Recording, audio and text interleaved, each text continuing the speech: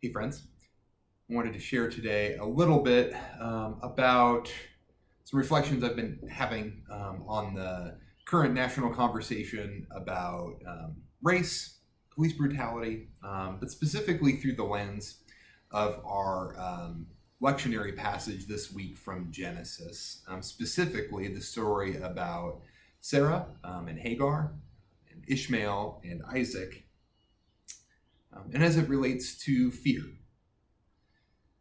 We know in the Bible, kind of famously, that there's the command "fear not" or "do not fear" appears almost exactly as many times in the Bible as there are days in the year.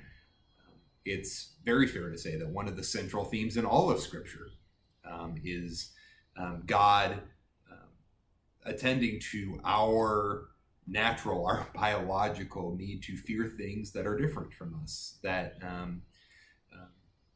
suggest change. And I think that's playing a big role in our national discussion about race. I've mentioned before in undergrad, I was a political science and religious studies double major. And one of the books we read for a class I was in, it was a class on state terror, super uplifting class, but it was talking about terrorism from the point of view of governments, from state actors. And one of the books we read was called The Festival of Violence. It's written by Stuart Tolnoy and E.M. Beck. And it's an analysis of Southern lynchings from the years 1882 to 1930, so the post-Civil War South.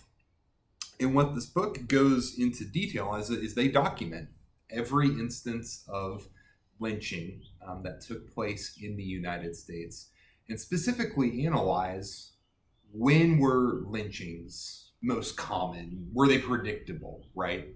And the common assumption for a long time had been that in the places where there were the fewest white people and the most black people, that was where lynchings were most common, because there was a fear of mass uprisings. Even though slavery had been abolished, the economic order of the day obviously dramatically favored the white population. And so the fear had been, or the thought had been, that the white population, through the Klan or what have you, used lynchings as a form of terrorism to keep the majority of the population in check. And the reason this isn't a state terrorism book is because obviously the Klan was not an official agency of the government, but a really large number of these cases were citizens who had been unfairly arrested, right, who had been charged with trumped up charges and were being held in prison. And what do you know it? The sheriff of the town or the judge of the county would let mobs take charge of the situation, and outside of the judicial process, lynch black people. And so this was, in the South especially, very much an unofficial policy of the government. It might not have been on the books as a law, but it was a way of instilling terror in a population that white people desperately wanted to control, obviously in very evil ways. But what the book comes up and says is that was actually not the case. The working assumption was not true, and that the places where lynchings were most likely actually had very little to do with the size of the population of white people and black people, of former slaves and former slave owners. It had to do with their economic condition.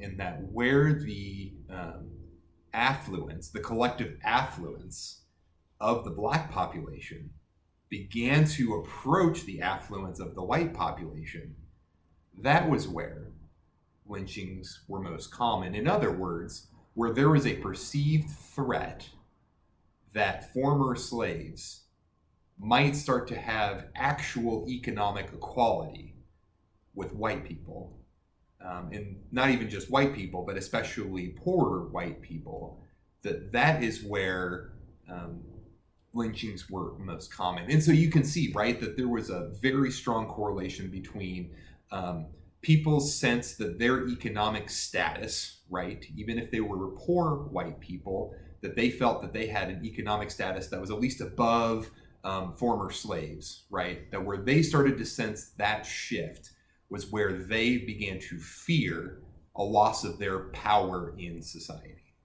And as a result, they resorted to monstrous acts of terrorism to try to maintain that power. The root of that is fear. The story we read from Genesis talks about how Sarah viewed the child of the slave Hagar as a threat.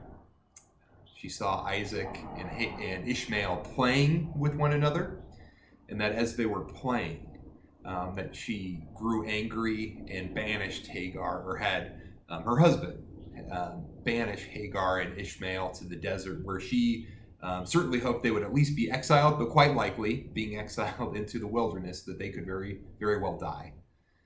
God promised that would not happen, and that's why they were indeed exiled. But there's a translation to that word that's always fascinated me, right? So the word playing is quite literally the verb form of the word Isaac. So you could read the story. Ishmael was Isaacing with Isaac, these two little boys. And what would that mean if he was Isaacing? Well, it would be fair to say Ishmael was playing equally with Isaac. Now, Hagar, the slave, was from Egypt.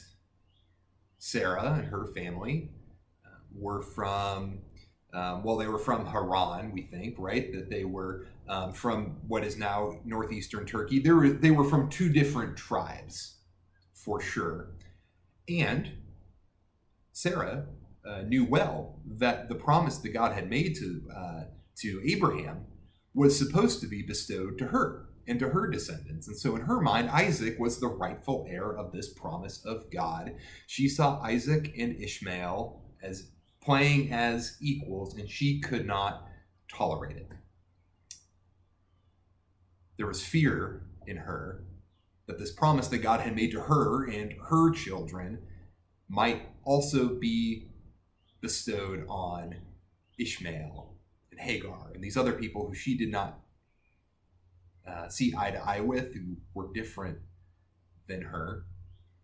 I think it is very fair to say that in this story, we see bigotry at its finest. God could not possibly mean to include this woman and her children in the promise that we are set to inherit.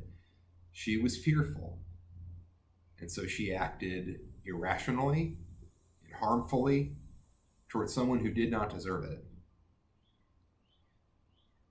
Fear has always been a motivator for us. It has very often motivated our worst instincts and the worst sorts of actions that humanity has taken part in.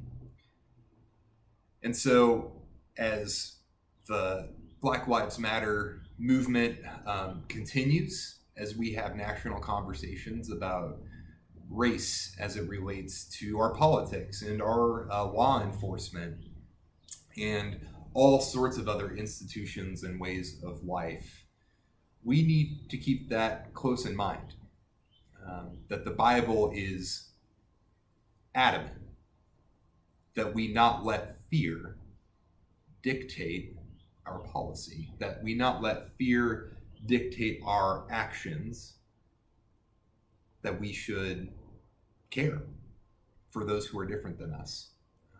So as we listen to leaders of other races, as we try to find common ground and find a path forward as a society, we, and I speak, as a white person, as part of a church that is overwhelming, the Presbyterian Church, which is overwhelmingly white, that is our task.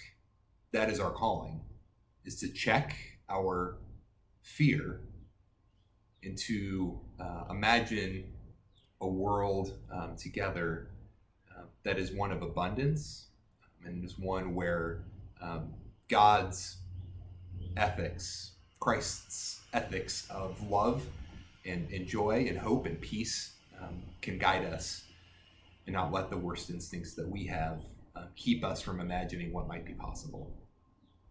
We'd love to talk more. If there's any other thoughts or questions you have, please reach out. Take good care, friends. Be at peace.